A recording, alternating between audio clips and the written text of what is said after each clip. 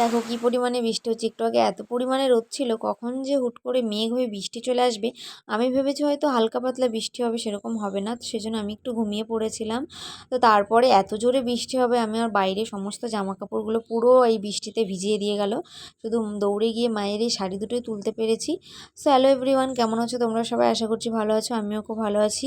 মন্দিরের আবার একটা মিনি ব্লগে তোমাদের অনেক অনেক ওয়েলকাম। এখন বাজে বিকাল 5টা। আজকে বিকাল 5টা থেকে ভিডিওটা শ্যুট করছি।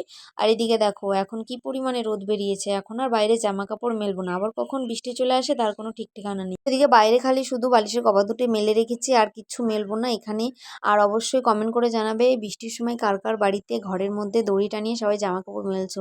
এখন এই শ্রাবণ মাসে হয়তো এমনই হয়, আমার জানা ছিল না। তো এরকম হট করে দেখছি মেঘ, আবার হট করে দেখছি বৃষ্টি চলে আসছে।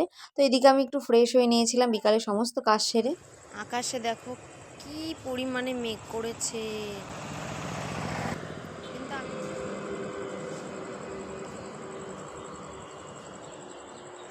মায়ের অপেক্ষায় দাঁড়িয়ে রয়েছি রাস্তায়, মা এদিক দিয়ে আসবে। দেখা যাক কখন আসে মা। এখানে আমি বলছিলাম যে আমার ক্রিমটা অনেকদিন আগেই শেষ হয়ে গেছে, তো আনাই হচ্ছে না।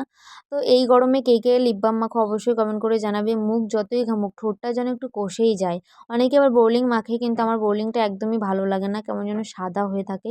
সেজন্য আমি ওটা মাখি না। আমি এই ব্লু হেভেনের এই লিপ বামটা মাখি, এটা খুব সুন্দর। আর 10 টাকা দাম, কিন্তু অনেক দিন যায়। তো তারপরে সন্ধ্যা হয়ে গেছিলো, মা আসতে একটু লেট হয়ে গেছিলো আজকে। তারপরে আমি সন্ধ্যাবেলায় জামা কাপড় ছেড়ে সন্ধ্যা লাগিয়ে নিচ্ছি। আর এদিকে দেখো বিকালবেলা আবার একটু দোকানেও গেছিলাম। দোকান থেকে মার জন্য মুড়ি আর চানাচুর এনেছি।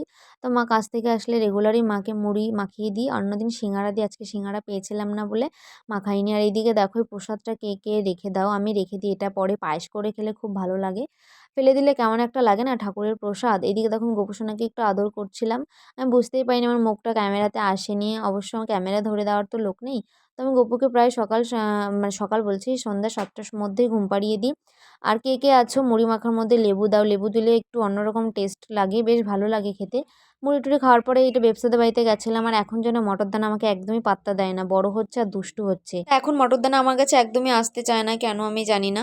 তো এটা হচ্ছে পরের দিন সকালবেলাকার ভিডিও। আজকে সকালবেলা রান্না করেছিলাম তেলাপিয়া মাছ দিয়ে সর্ষে বাটা, আর এদিকে করেছিলাম পটল আলু তরকারি।